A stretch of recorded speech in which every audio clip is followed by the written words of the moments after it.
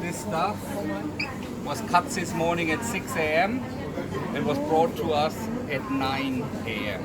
So basically we have a contract with the farmer, we inspected his land, we inspect what he does, we give him every day our orders, he cuts it in the morning and delivers here every day fresh. So when you see that, the cuts is like you go in your garden and you get it. We try also no plastic, so you have basically banana leaf, and the only thing what we need is a barcode, otherwise our cashiers cannot take the money for it. Unfortunately, technology needs something. So in case of this one, what are you guys gonna do? I will show you that at the end of the tour. We have many different options what to do with it. First of all, we sell it only every day. That means the next day it's not spoiled or not good anymore. We have salad bars, we have kitchens in the back, so we can use it for all sorts of different things. So we can cook with it, we can put it on people's plates afterwards, so there's nothing wrong with it. It is still much fresher than most people get it from their wholesaler delivered, because for them it's 2, 3, 4 days old before it even gets to the kitchen. For us it's a day old, so it's still fresher than what you get somewhere. What are the primary challenges you face? The challenge? Primary challenges. The primary challenges you face. I mean, there's multiple. First of all, you have digital disruption, so online ordering is starting to come. Number two, finding people, very, very difficult, because, you know, Thailand is a country with full employment. It's not like other people where people desperately look for a job. That transportation, as you see, the traffic is a nightmare. Getting things distributed is not always easy. And of course, you know, margins in food are very small. That means retail is detail, you have to make sure, be careful behind you. Retail is detail, you have to make sure that you have the right product at the right time in the right quantities, because if you waste it, your profit is gone. So you have to make sure you check it every day, and that you don't have too much or too little. If you have too little, you don't sell enough. If you have too much, you throw it away. So it's always a in-between game. What we do here, for example, you can see, like on melons, you can buy the full melon, half melon, quarter melon, ready-to-eat melon, and it's basically the same price. So we do that for you. So with regards to the pricing, so what do you usually think is the situation when you want to set the prices? Like, I mean, you have a margin, which is, you know, if you need to pay your people, if you need to pay the electricity, what you need to pay the rent, you have a certain standard margin. And of course, with every product,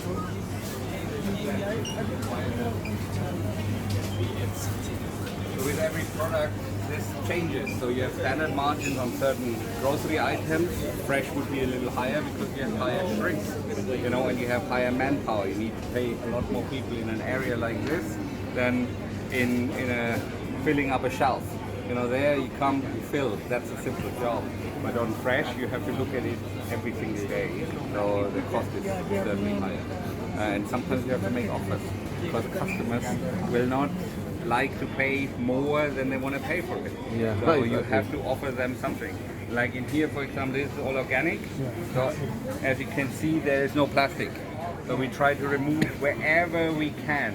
Now on this product, for example, there is plastic out of a simple reason, because when it goes to the cashier, how does a cashier know this is an organic carrot or a normal carrot?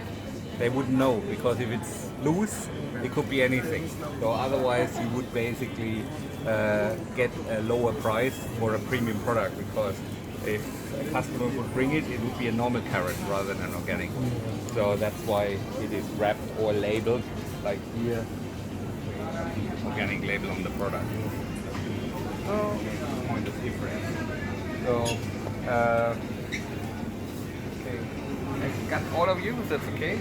Because I'm looking at the watch a little bit.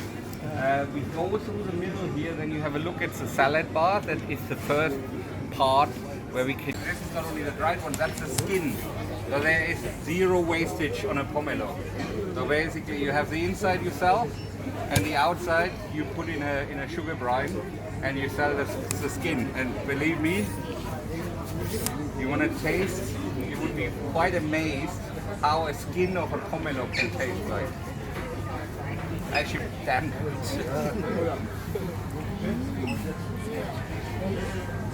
being in a food hall, it's always interesting to get something to eat, right? So there's multiple ways of using products.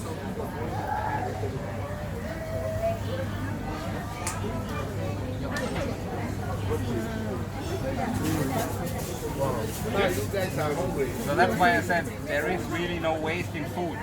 I mean, wherever you come, nothing. So it's a skin, which is then put in a sugar brine. It's like candied skin.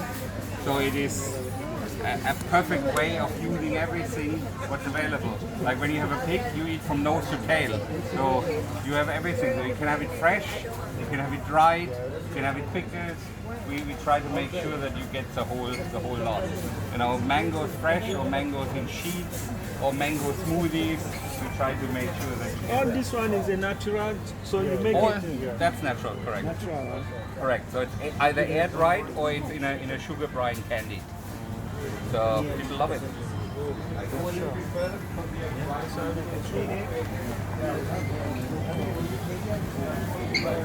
your marketing interest, this is local yogurt, so local produced imported yogurt.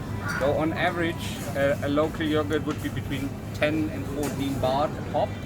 If you have the same way imported, it could be 10 times the price.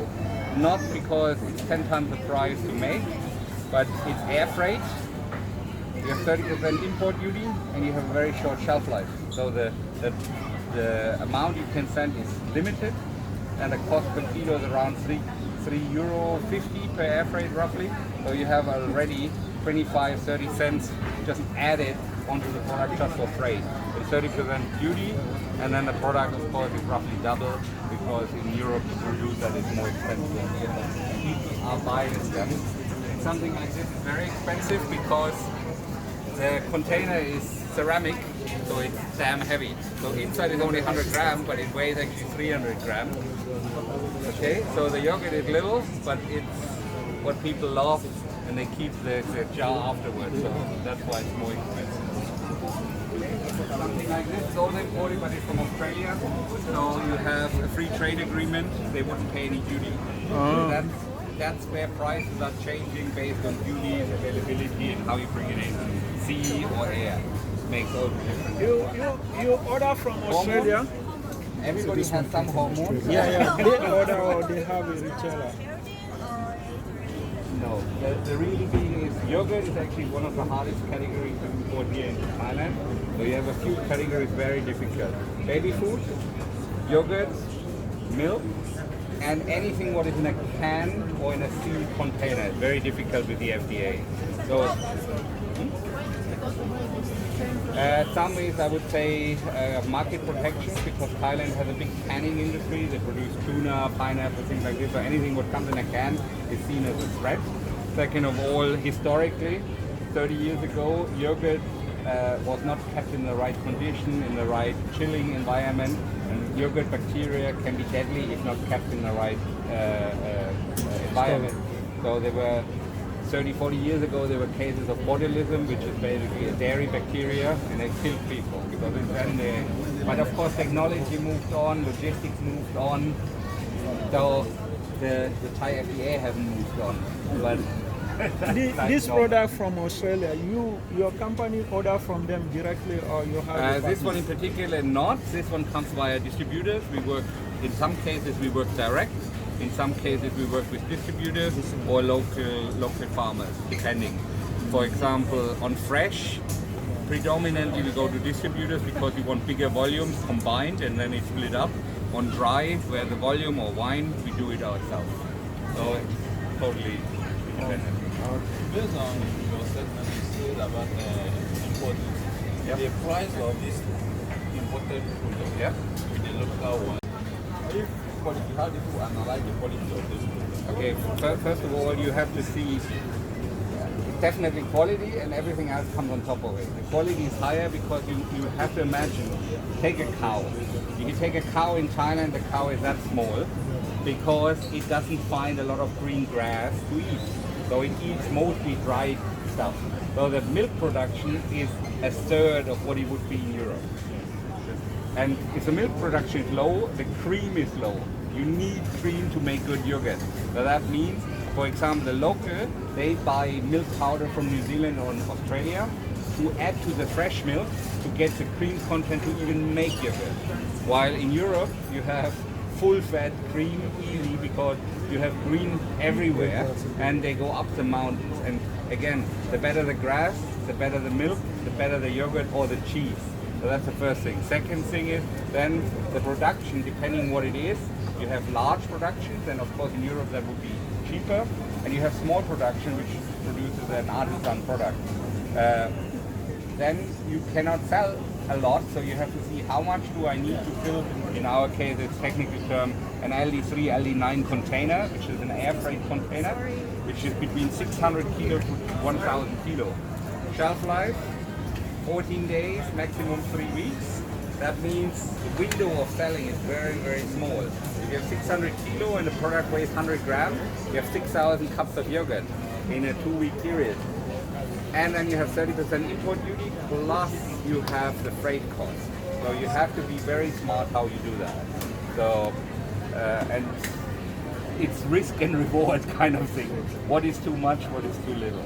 So, but when you try the product, it's no comparison to the local. Absolutely no comparison. Local got better over the years because they started with really low grade products and they're getting more premium, more premium, more premium because they see there's a customer now. You know, when you have a 10 baht and 140 baht, there must be something in the middle, and that's a value chain. And where are you sitting in your value chain? What are you offering your customer differently to what your competition offers? If you can offer nearly the same quality at half the price, you have a good proposition. But if you order a lot lower quality at half the price, then people say, no, I better go for the better stuff. So that's what it is in general. So I bring you around this area. Here you can get everything. You see the guys, if you can hear me, this is one of the things where as a manager and in marketing you learn a lot. We open a cheese room because we learn from our customers. Customers in Asia love to be in the middle of their product. When you go to the market, they touch the fish, they touch the meat, they want to see how fresh, right? Yeah. Okay? Now in the old days, you had cheese counters with a counter and a girl was standing behind. The counter is a blockage. Nobody, especially if you're not familiar with the name or the product, will ask the sales girl, oh, can you give me some époisse? I want 200 grams or something. They are shy. And they are shy because they don't know what it costs and they don't know what the product is. In here, they can come. They're actually sitting in front of it. My better half. Honey, I'm doing it too with 30 people. So, maybe butter. Here you can actually sit, go in, check it out. We pre-cut some already, so people know what it costs. Okay, so and then they just grab it and walk out with it. Of course, pay. They're not just putting it in a bag, but it's helped tremendously to take the barriers between the customer and the product away. So, and my staff here, they cut every day. They can cut it for you in any form you want it, and they of course give you the advice. And as some of your colleagues are trying, part of the experience is to taste it, because you know you would have never bought a pomelo skin if I would have not let you try it. So that's the key of our business. Put it in your mouth, give you a nice story. You will walk away happy with the bag. Yeah, exactly. Right? Yeah.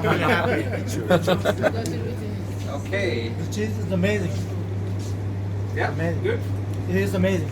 Thank you. The largest meat counter you will see later on. So we make our own dried, like chorizo, biltong. Around the corner we also have our dry aged meat. So we have special chillers and machines to do that. We make our own sausages. Everything is made on the premise. So we believe in quality, and we have specialty butchers, specialty bakers from overseas. So today we have German butcher here. I have 3 German butchers and an Australian. I have an Austrian baker, an Indian pastry chef, a Danish sommelier. So we are really international, truly international.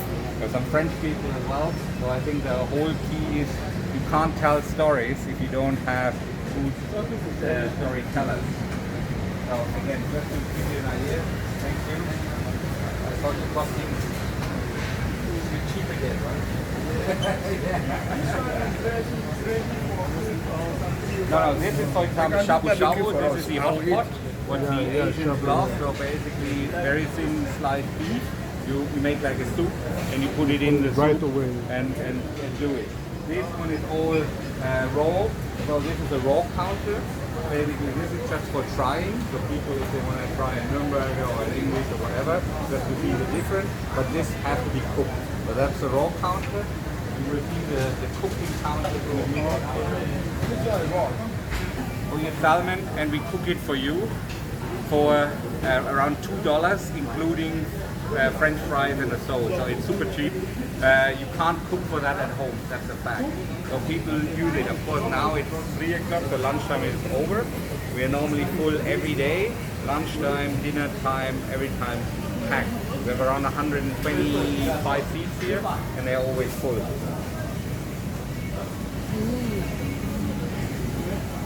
Thank you. Crap, but then you have a half an hour work in your hand. We do it for you. Because there's slightly higher price, but you don't have to spend any minute except using it straight away in your curry. So all this one, like this one, make it today, right? Every Okay. single day, Every they do single nothing. You come tonight, there's nothing in the counters. So there's nothing in the meat counter, there's nothing in the bakery. We take it out every night. All of this is all empty every day. We don't freeze anything.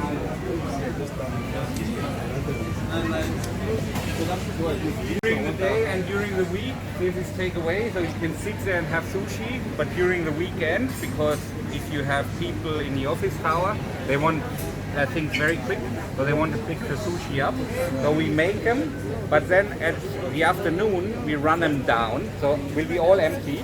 Now we show you a picture.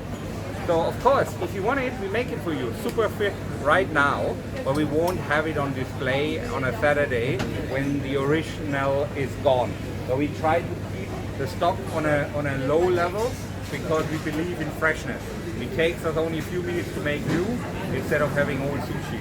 That's not what we're trying to sell here. So same thing here. Cross over with the other company. Let's them go this way, then we go in here. Yes, please. So many things are distributed. So how do you manage your supply chain? By being smart and having computer systems and having people who do that. I do that for 32 years and I learn every single day. And I have people who are with me from the first day we opened.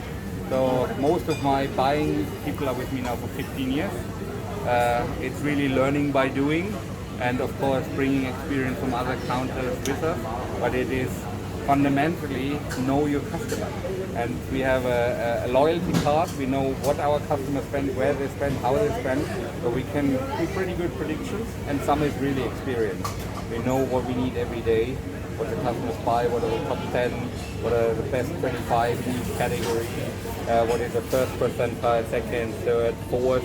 And sometimes the fourth which you would delist, you don't delist if it's bought by your best customer. So sometimes you have a product which actually makes no financial sense, none. But you have one customer who shops a hell of a lot with you and he wants that product. In our case, we keep it because this is maybe the difference between them going to us or going to a competition. So that's what makes us relatively. What is your competitor, you know? In general, everybody is your competition because marketplace will change rapidly, right? Yes. In the old days, it was brick and mortar stores, and of course, you had, you know, villas and mall, Paragon, Emporium. You had Tesco, Big C, all of these people. Yeah. There's still competition in a way because if a customer is there, they don't spend the money with you. Yeah. But fundamentally, on the high end, I think we have a pretty relatively unique place in the marketplace now, but we had to fight for that place. But now competition comes unexpected. now competition comes from a website. They don't have a brick and mortar store anymore. They don't have any shops. They just have a warehouse. Or sometimes not even that. Sometimes they just have a collection of suppliers and they supply for them and they just do that service. And then we have to make money to pay the people. In their case, if you compete with Amazon, they can afford to lose $300 million and not blinking. I can't afford to lose $3 million, if you know what I mean. So it's a different thing. So the market will certainly be disrupted in a bigger way. Because this kind of system I haven't seen anywhere in You shopping. will not find that in the world anymore. There are reasons for that. I mean, as I said, I do that for 32 years. I was the boss of Harrods in London, boss of Selfridges. I was in Hong Kong. I opened Great, which was the finest shop in Hong Kong. And I built this one. Here you have the big advantage in Thailand that you can still find people who are smiling, which is very unusual in most other places. Second of all, you have an abundance of produce and you have a customer who's willing to pay extra for something higher. It can't appeal to everybody, but it has enough customers to make it work and really go around. So when you go in other countries today, it's either big supermarket chain who buy a hell of a lot at very low prices, or it's an independent niche player who can maybe survive, or it's a location. Otherwise it's becoming very, very hard. But I do believe as the digital is growing, you can only win if you give the customer an experience which they can't find anywhere else. You can't get a smell online, you can't get a smile online, you can't get a customer saying, no, don't buy this came today, trust me, it's better. That's the big advantage. And seeing somebody throwing a pizza in the air and singing O Sole Mio is your big advantage.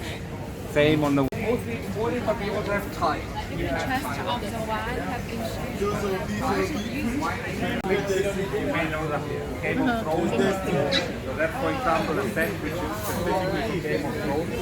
So if you put that, that's around $700 then you would be surprised how many can be sold.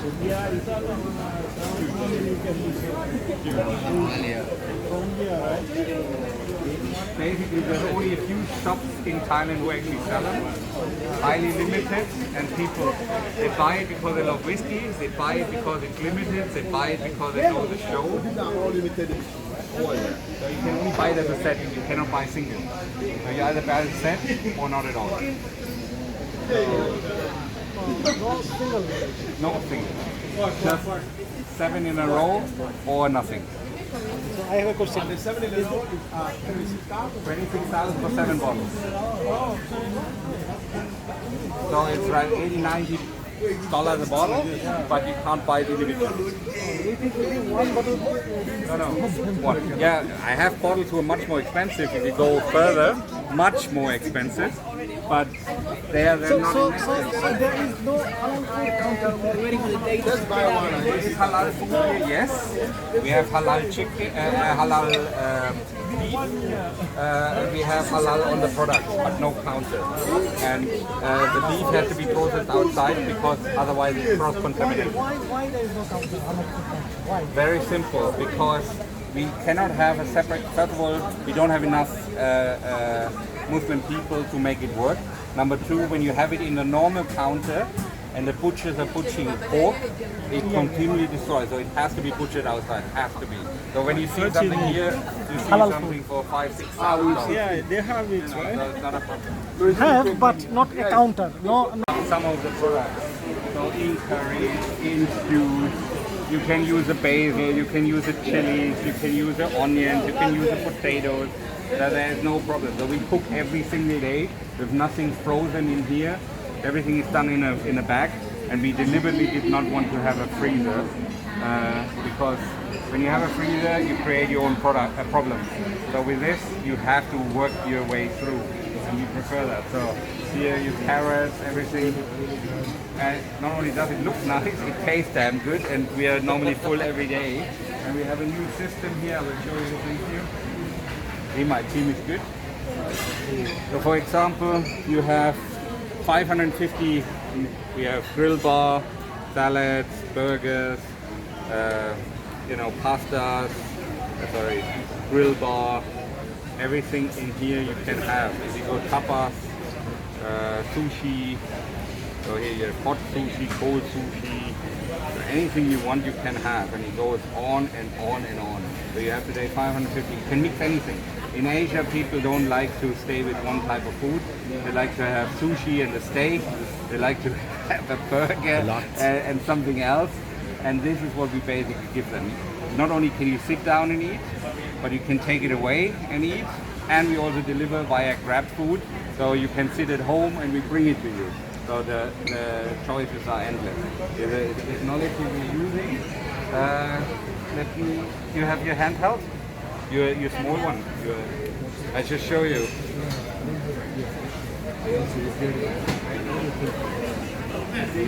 is what the customer gets. This is what our staff is holding. So our staff has our entire dining room digitalized. So we know where you sit. We can mix orders. You can be one person, get a friend, then we put it together. We can assign the tables you're sitting. We have numbers on the table, so if you want to go around and find your own food, you just say, I want this, bring it to table number 223, and you get your whole bill all together. So it's completely using technology to help us managing our people. So, basically, like, if we didn't come inside this shop, yeah, we don't even have any idea something like this goes on. Correct. So how do you guys promote? I mean, we have a marketing team, of course, because as a big company we do that. We promote in various forms. We promote outgoing, we have billboards, we have newspapers, we have leaflets, we have Line, we have Facebook, we have all kind of technical, and I'm a technical dummy, I have to say. So all the modern technologies we're using. We have our loyalty card, so we send our customers vouchers, come here, shop there, do this. We call it underground marketing because our competition doesn't know what we're doing, because I'm not doing it publicly, I speak to you directly. You're my customer, I talk to you. Nobody else knows. So that's a big advantage what we're using. And the customers are really loyal. And in store, it's like the store in Bangkok for food. So people come when they want something really special, they come to us, and it's full every day. Going this way, I should go more. This one is done fresh. Fresh. So the same thing what you see here. We don't work with frozen products. We have real bakers, real tasty people. Everything is done in front of the eye of the customer, because that is what we try to say. We don't hide anything. You can actually look at it, you can smell at it, you can ask the chef what is he putting in his product, and we will tell you fair and square. And that's why somebody asked me about halal. As a retailer, I make no exception. For me, every customer is Attention, please, attention. The I don't train is care if they are Christian, Muslim, whatsoever. I don't care if they're vegan, vegetarian, meat lover. I serve every customer in the same way and try to give them what they like as much as we can. But like in halal, you have to be very strict. You cannot contaminate that. Same when somebody's gluten allergic, you cannot make a gluten-free bread in a normal bakery, because there's enough flour in the bakery to really get somebody sick. So that one we would bring in from a gluten-free factory, because they can ensure that the quality is right. So okay, so what would you say would be your biggest challenge in developing? Because every business It's has just like you go one part. Number one, getting people, i.e. staff, because it's not. Number two, the disruption from outside, because digital and all of that will be a disruption which you can't see, but people may order online and don't come anymore. So that's something what you have to be aware of. I would say regulations, and at the moment you even can say trade wars, because things are not available or taxes go up. It is, or people don't have enough money to spend it. I just want to show you one or two grocery items. So again, we make the same thing here fresh.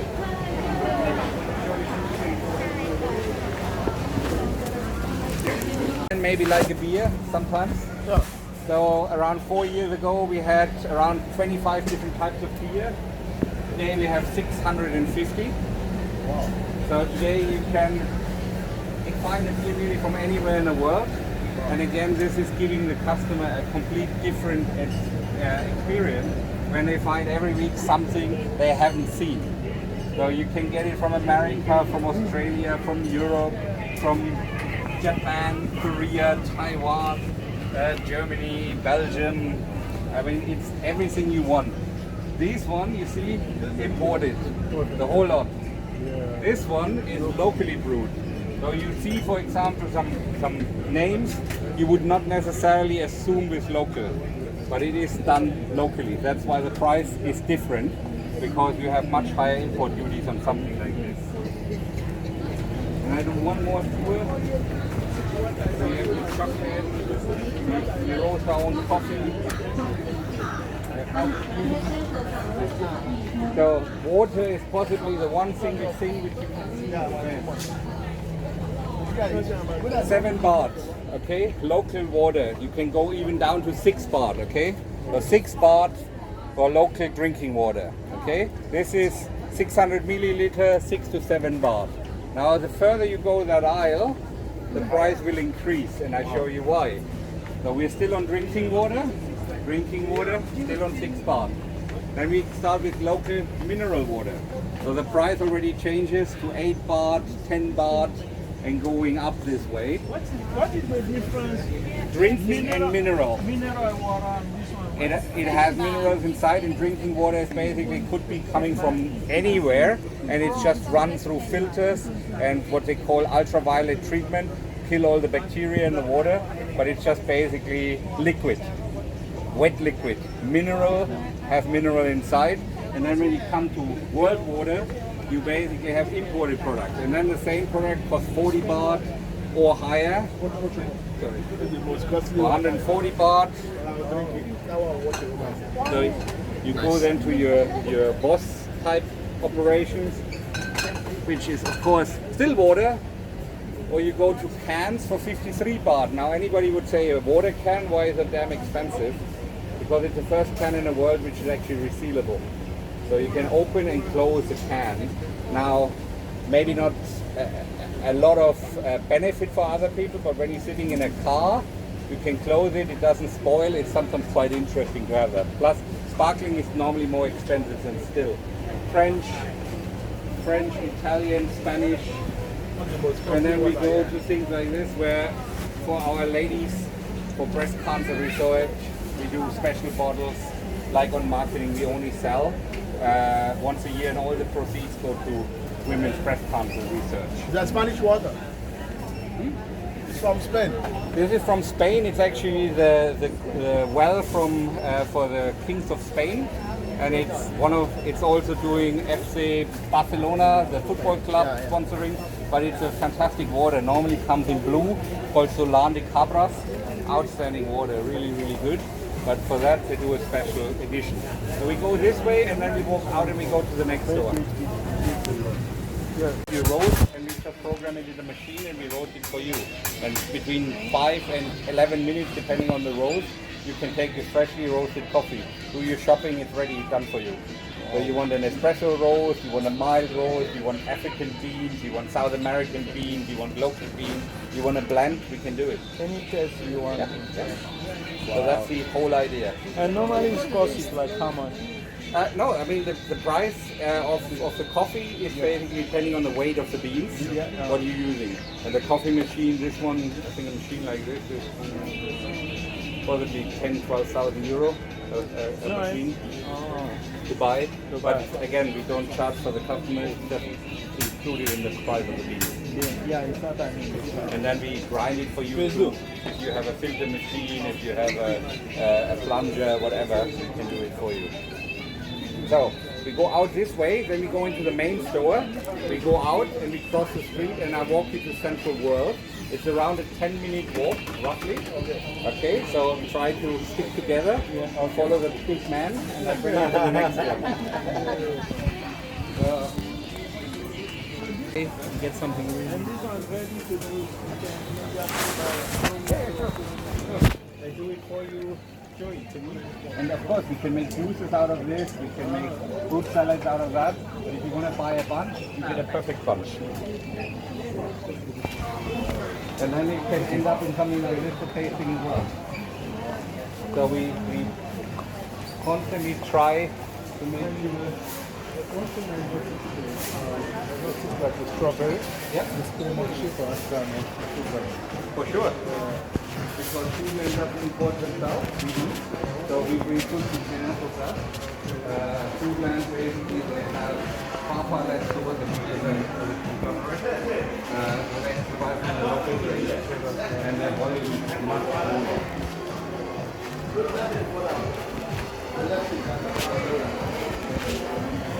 Go out there to move around.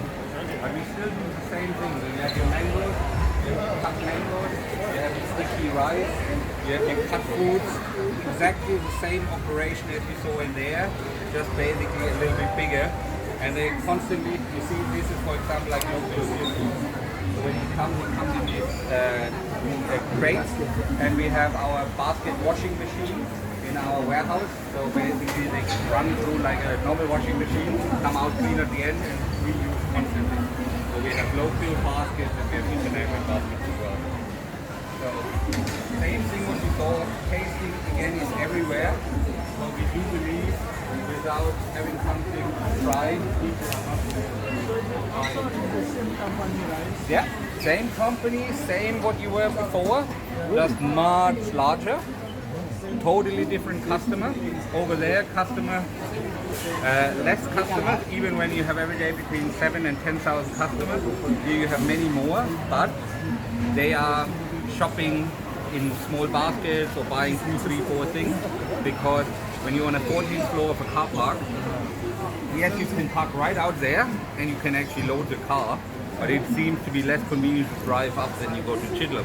Here is people who do a lot of other things. They go to restaurants, they go normal shopping, they go to the cinema, they do other things, and then they either eat or they buy things they forgot, or things they see which they didn't think they needed. You know, everywhere you see the smells good, looks good, I buy it. Making the bread here, you see the pastry guys making the pastries here. Everything is fresh and done in front of you. They show you the kitchen. So here, the yogurt, we still have the same range as in the other store, but less. Same range, but less products. Because here the people are not doing the heavy shopping to take home. They may take it for eat here or in the office. So we have everything you need, but we adjust the size for the customer in terms of what they want to spend.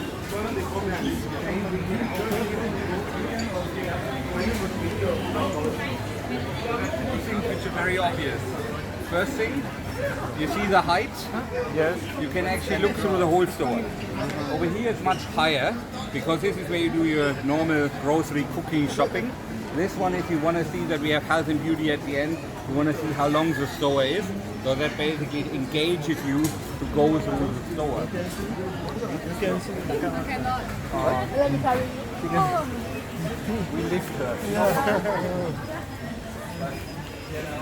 I think what we do really sometimes you can't see.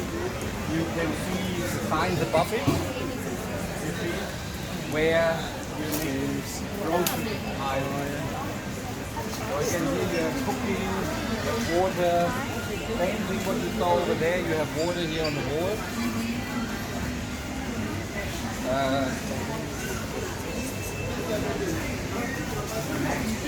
All snack zone. And we are changing. See, the gondola ends are always changing. So at the moment, we're doing truly world-class noodles. So anything what has to do with noodles. And then the next one we are doing is the French 14th of May next week. So we're changing to a French theme. So they're changing the gondola ends to make room for new stuff. So based on 4th of July, what's your No, 14th of July this time is French. I mean 4th of July. Are we supporting Americans? Are you supporting Americans? What you said, friend? I'm not supporting Americans. You're not supporting American? No, I'm not supporting Americans. Why? Because they have an idiot as a president. I'm sorry. No, I have nothing against. Let me clarify. Yeah, yeah. I have nothing against Americans. Any customer is the same. But as a trader, if somebody is putting trade barriers on, regardless reason or not reason, I think that's wrong. I believe fundamentally people need to trade regardless where they come from, what nationality, what religion. We're people, we're humans. And I hate when people are saying, oh, we're better or we're the ones and you have to do this and you have to do that. No, I believe make dinner, not war. If I invite you for dinner and you try my food and you like my food, we're friends. If I go on your table and you serve me Nigerian food and it's good, we're friends. So for me, I like anybody who doesn't constrict trade. So, and that's why the joke with the Americans, okay? So I have nothing against them in principle.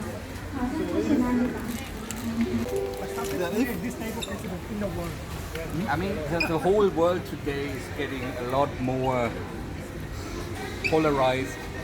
And I would say it's all about who makes the bigger claims. In the old days, people had to back up their claims with reality. So if I tell my people you get a pay rise, and I don't give them a pay rise, they would not like me, okay? So what I'm saying is if I tell my customer I give you something, I have to deliver. And if I'm a politician and say I give you everything and I don't, unfortunately nothing happens. This is a problem today in the world, that most of the politicians, they shout loud, promise a lot, deliver. They actually don't mean what they say. They just And in most say, cases, what I have to say is that these people are not business people anymore. A business person understands you have to make money to pay your staff, to pay the family, to pay the That's the supplier, problem to of do the it, maker. Because right? he's the, They know how to print money Yes. and how to borrow money. he thinking Okay? everything about money. And my feeling is that in any economy, you have to always look at the weakest. How can you bring the poverty level up? Because nobody should live without electricity. Nobody should live in a shitty place. This is why we have a problem. People want to go to Europe because they think they have a better life. Not because there are no opportunities in Africa. But if they send money over there, it ends up in the pocket of 100 rich people and 99 million people get nothing. And that's not right. So what we have to do in general, as all of us, to be sustainable, is we have to look after the weakest link in the chain. That's our job. And I make sure that at least in our environment we do that. We look after the people who make the least money. And they have to have every year more money so that they can buy a better present for their kids or can send them to school, give them more education, all of that. I think that's important.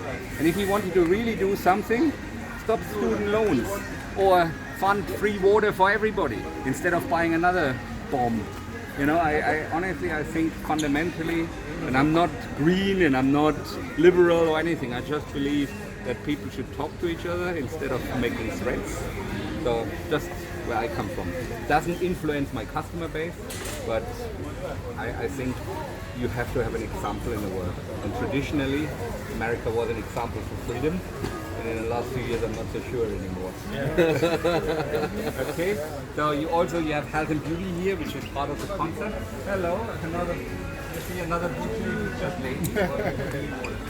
Look at that, that's nice. We have some normal water for the team as well.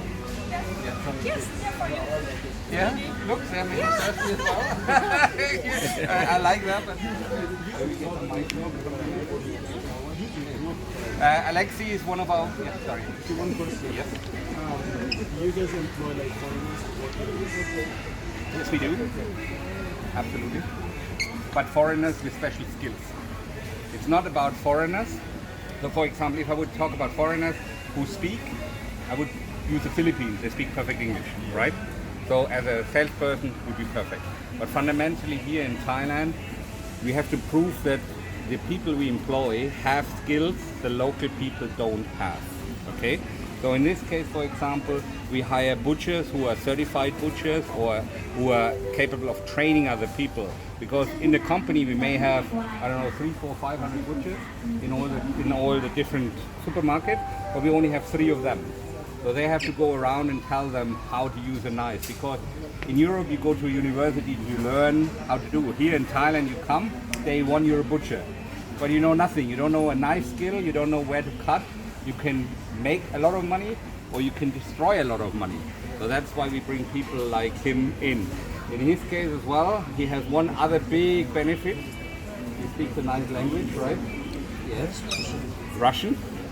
He speaks German, Russian, English, and we're training him now on Thai as well a little bit. So these people are happy to come to us because in Germany being a butcher there are many of them. And unfortunately, the skill is going down and down and down because big factories are taking over and making everything, I call it value engineered, right? It gets mechanically removed, you get put in a bag and everything has to be cheap, cheap, cheap, cheap, cheap. Because nobody is willing to pay the price for real quality anymore. So people like him have a much higher chance in Asia to be successful. Let's steak, things like that. Today we can even buy half animal and they butcher it through, or they buy secondary cuts which are cheaper. So you need to know what you're doing, but then you can make stews, you can make sausages, you can use the fat. As I told you, the money is there, you have to know where to look for it. So if you throw it away, money is gone. If you make something out of it, there's nothing wrong with the product. It's just, you know, here in Asia, most people are used to what I call secondary cuts. The cuts in Europe, nobody eats. In Europe, everybody wants fillet, fillet, fillet, fillet, fillet, and fillet again, right? So, breast of a chicken, the thigh already is not good for them. They want it white, white, white. In Asia, the thigh is the most valuable part, the wings, they want the skin, they want the feet, they want the intestines, they do, you know, liver, gizzard, everything when you're outside. They want meat what tastes, not plain, flavorless, gooey stuff. So that's why it's much more interesting here. So actually a fillet in Thailand is cheaper than a drumstick because it's much less flavor. In Europe, it's 80% of the value is in the breast and the rest is garbage. So it's a complete different value chain. And this is why I said, when we actually find out a way how we could get all what countries don't like to the countries who do like, we wouldn't have any food shortages in the world. Okay? If the Europeans would get all the feet to the Asians, there would be happy Asians. If they would get all the breast to the Europeans, they would say, you can have as many breasts as you want, we don't want it. But you have to find a way to do that economically. And that's our role. So these people are very important to us to make this happen. But I will show you a minute this counter anyway, because here we have a different counter to what you saw. So I show you. So, and I only hire, I hire German because I'm German. I hire any nationality, but in certification, Germany has a very good system on training, and that's easier to justify to the government why we bring these people in. And you know, they're very happy. You know, the boys, the girls like it. What do you say? To the boy, the girls like it. They're special, right? So, I also, because in Thailand you have a big problem. You have more women than men in population. You have a lot of men who like to be a woman. You have a lot of men who like men, and the rest of the men are married. So, a lot of women. Place me, please. Happy world with a man who is single. Unfortunately, not me anymore. Thank you. It has an invitation. Stop, right? It's all the breast meat, and then the rest was basically left over, and they were poor. So, but they got a real flavor for it. And today, I must say, I'm 100% Asian. I prefer the brown meat over white meat any day of the week because it has the flavor. But in Europe, you got away and away and away because people had more money, so they went for the better cuts. This will be in Africa the same thing. When you have money, to drive a better car. If you have money, you wouldn't buy the offer. You want a fillet steak or you want a T-bone steak because you can show you can afford it. But the normal population, you have to take them on a trip, right? You have to say, before you eat this, try that. When you have this, do this. What we learn here, there's never a problem with selling a product. There's sometimes a problem with the timing. Sometimes you're too early for the market. That means, yes, they want your product, but you maybe 1, 2 or 3 years too early, because in Europe it just starts to be a hype, but it hasn't reached Asia yet. Other trends are born in Asia, they haven't reached Europe yet. Example, you may all have had a bubble tea while you were in Thailand. You know, the Sogo balls in a tea, the slurp, that just catches on in Europe since around maybe 2 years, but it's in Asia for forever. Now, there's products in Asia, in Europe, which is Asian, which no Asian has ever seen.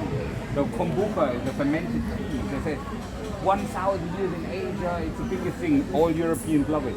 When I ask my Asian colleagues here about kombucha, what, where, how, what is that? I let them try it. Never tried, never seen it, never heard of it. So that's an invention of some guys who say that's Asian.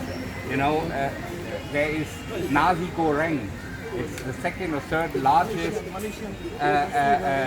dish in a frozen aisle in Europe. Here, nobody knew before that it existed. Cobra beer, Indian beer, was brewed in the UK. And it was Indian beer, but it's in the UK. And then people went to India and said, where can I get Cobra? Huh? What? Where?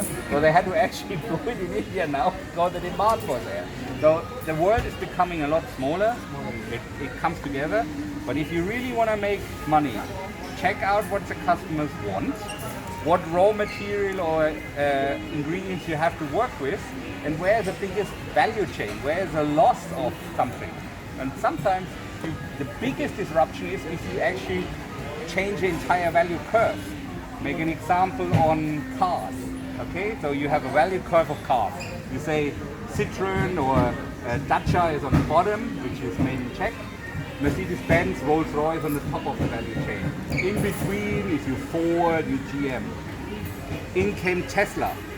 Tesla completely disrupted the value chain because they said, I give you an electric car, which is sexy, not this box thing which is ugly to look at, or it's actually looking good, it's performing good, so you break the value chain completely. That's where you make the biggest money in the future. And you know, it doesn't matter if you make chili oil or if you make tea, if you find something in the world what is different or you can disrupt by produce it where it's the cheapest and sell it where you get the most money for it. That's the easiest way to make money, you know. And in between you have to figure out what logistics cost you, or if you have to split money with distributors and things like this. So that's why when you were Dell computers, you broke the value chain. Everybody ordered it online. You only manufactured it when the customer ordered it. You didn't have stock to keep. Perfect. You know, you get the money and 2 weeks later you get the product. And you don't have to pay large sales teams. So again, there are different ways of looking at it. So again, coffee, health and beauty, we're going this way because I didn't bring you into the wine. Your coffee business around how the business is. I mean, coffee business in Thailand is very different to other markets. 80% of the coffee business is instant, which is still powdered, because people just love to add hot water and simple. It's changing. In Europe, in North America, it's a lot of pots like Nescafe, you know, the Nespresso, and little pots what you can put in. In Asia, that is not the case yet because the machine use is not high yet. So they haven't sold many machines, and if not many machines are there, you cannot sell a lot of pots. So somebody has to get seriously into, like in Europe, they sell the machine sometimes at a loss because they make the money on the product. The more product you use, the more money you make. It's like when in old restaurants, people gave you the coffee beans from them. And if you have the high turnover, you make much more money than when you buy your own machine and buy wherever the coffee is the cheapest. So that coffee business is very, very different. So that's why we try to do something different, to say to the customer, here you get what you want. Grind it to the level you want. But I would say Asia in particular, especially Thailand, South Asia, is difficult for coffee. because it's hot. So when you go to Starbucks, most of the coffee sold is cold, not hot, right? So we run coffee shops as well, Italian coffee shops, Segafredo, and the Italians said, oh, 80% of our business is espresso.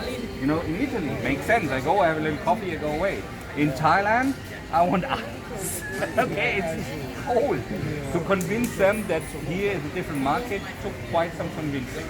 So know your customer. You can act global, but you need to know your local audience. So let me go over there quickly.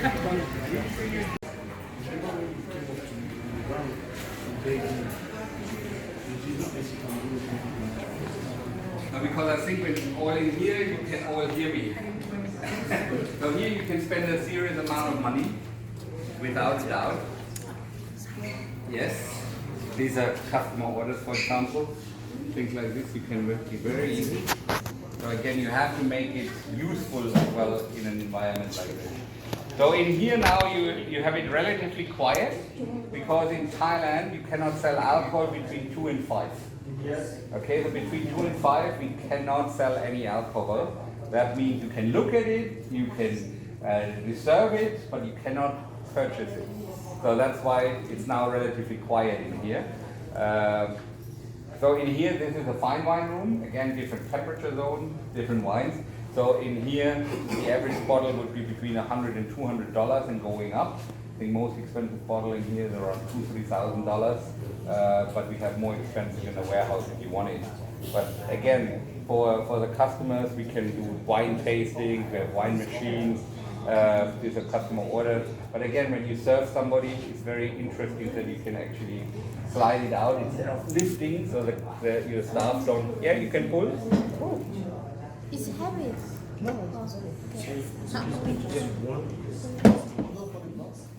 This is one bottle. So if you have a case, 60,000, that's only one bottle. No, it's a case. One. Sure. Oh, that's around $150 US. Trust me, the right boyfriend? No problem. You see, that's why I look like this. When you're 32 years in my industry, you don't spit out $150 wines, okay? Guys, turn around. Let's turn around and look at the photo. They have a picture here. Come. This phone is not original. For the people interested, somebody said, what does that mean, Bordeaux? Bordeaux is a region in France, so normally you have a couple of regions. Bordeaux is so this is all from Bordeaux. We also have, of course, Burgundy, which normally is more expensive than Bordeaux, but it's much smaller, so the quantities you can buy is a lot less. So in fine wine room here in Thailand, of course, we have things from Spain, from Italy, from America, but fine wine, which we consider expensive, the people with money, they still like to buy old country, Bordeaux, Burgundy, because it has an image. If you put that bottle on a table, the people you drink it with know what you spend for it, and that gives you sometimes the business deal you're looking for, or the personal satisfaction that you can afford it. So as you saw some of the expensive whiskies, we have a lot more expensive whiskies here, for example. People spend $2,000, $3,000, $4,000, $5,000 on a bottle of whiskey, no problem, but they want to show it that they can afford it. So it's like driving a BMW to show I can afford it. So that's the same thing in this industry. So when people come in here, and you would be surprised how much money can be exchanged in places like this. It is quite. You don't need many customers, but the one is like a Louis Vuitton shop. You know what I mean? The people who come, they know the worth, and they don't buy one bottle. In most cases, they buy quite a few, and that keeps us in the business. So we wouldn't do that because it's a huge stock holding. You can imagine what kind of money is laying around here. Normally here is open till what time? We open till 10 p.m. Or 10 p.m. Yeah, correct. Sometimes till midnight, but mostly 10 p.m. For sure. So it's a different environment. So if you want, I show you whiskey. I'm just looking at your time. You tell me any question you have to shoot, right?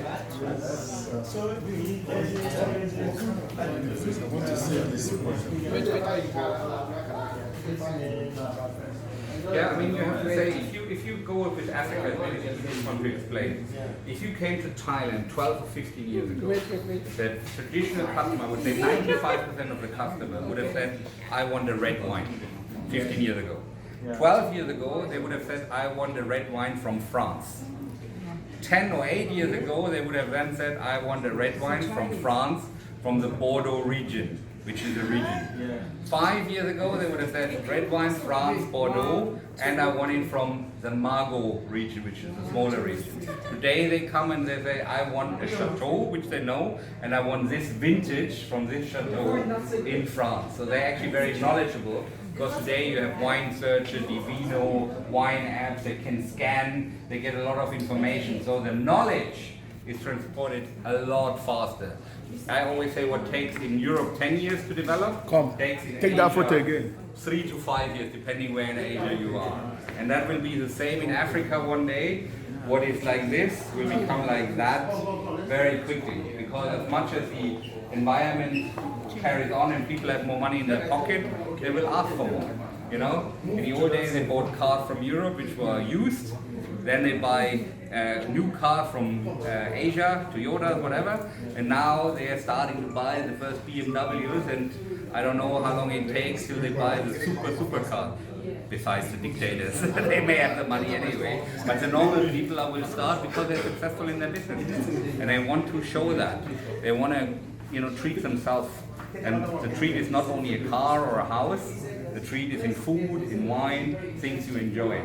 And if you try the difference between a bottle for $5, a bottle for $10 or $20, and a bottle for $100, you will figure out there is a big difference.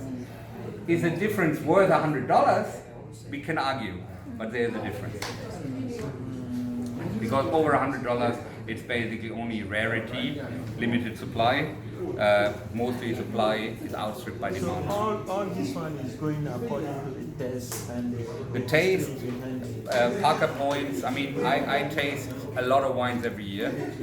We go to special fairs, we go to the producers, we taste, because it's a natural product, every year is different. Sometimes 2.9 is better than the 2.10.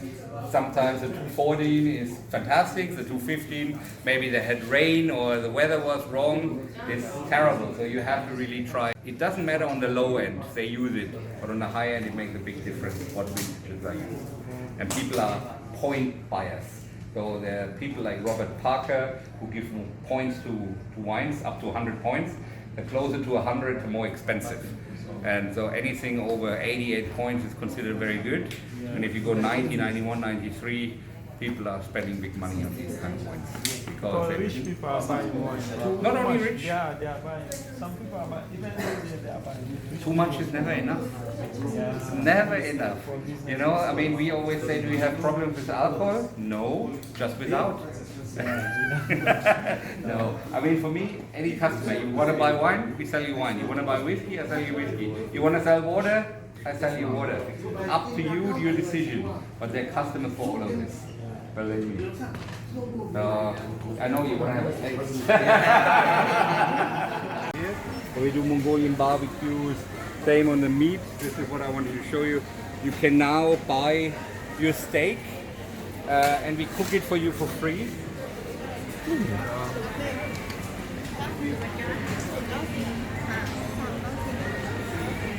You see then what the steak costs. When you buy like from the butcher, and this piece of meat, you see the price, and they cook it for you for free. So you basically, if you buy it and have to take it home, you have to use your cooking oil, you have to make your pan dirty, you have to wash up. Here you don't have to do that, they do it all. We have basically a grill right behind you, you can sit there, and then you can choose if you wanted some sides as well.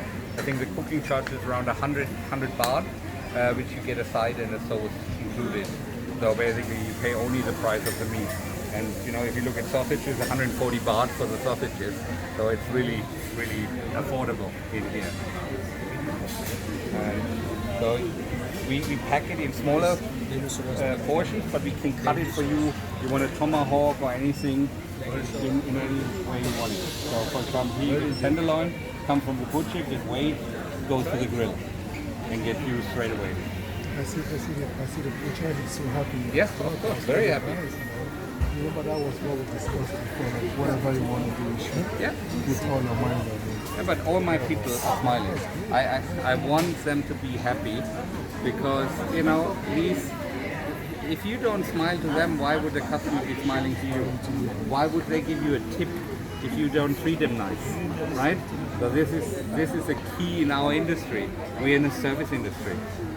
I have to make sure that my customer leaves happy or he comes back. Simple. But simple is the hardest. Yeah. McDonald's has proven that, okay? When you have a simple process, they made it so that it can be multiplied everywhere. But to multiply smiles, to multiply knowledge, so damn difficult. So I just show you the pastry quickly and then I bring it to your colleagues. So again, you can have everything tonight or at lunch.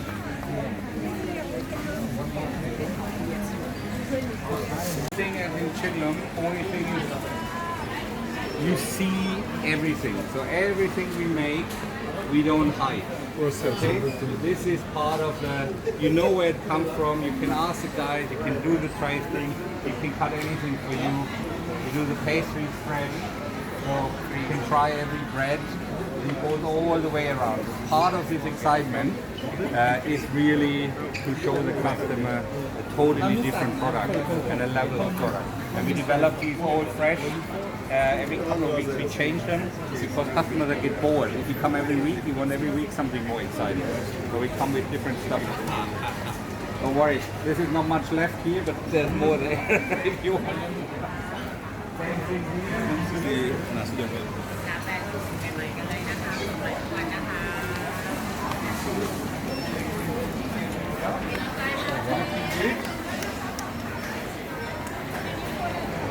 You try the sugar.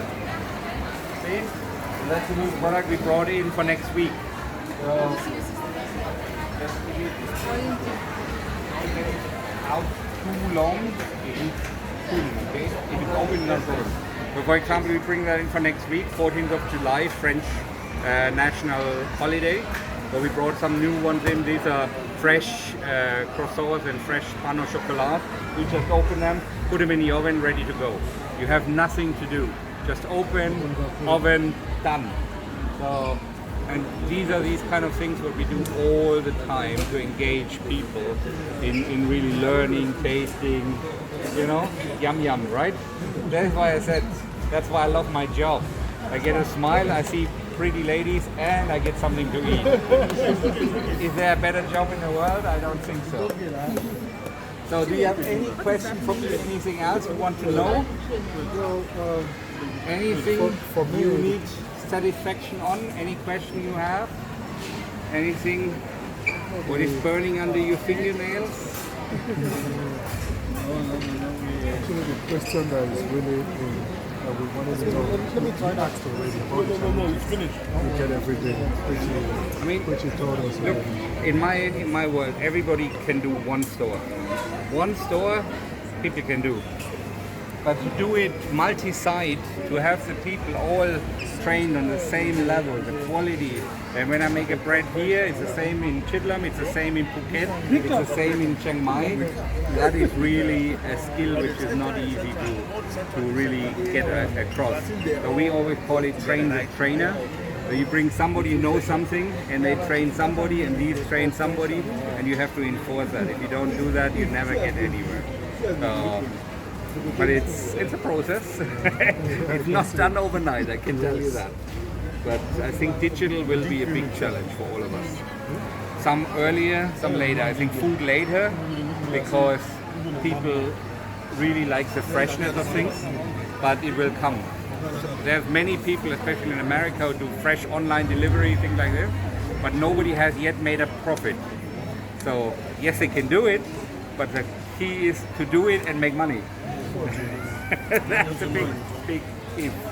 Because when you go in a supermarket, traditionally people told you, come to us, shop yourself, give me the money straight away, and I give you a better price because I can buy bigger, right? As a supermarket, you go to the supplier, and instead of saying I want one case, I want a container, you get a better price. With a better price, you can pass it on to the consumer. Now we say, stay home, do nothing, I shop for you, I deliver it for you, and you pay less. Somewhere it doesn't work anymore. So that's where the problem, the challenges are in the digital world. But in a perfect world, of course, you would make money or you pay for that service. So it will come. When exactly be major player, we will see. Books and things like this, not a problem. Fresh is a different story. So okay, then I bring you back to your colleagues. I think they want to make one picture all together, I believe. I believe that's what Cedric said. Is that correct?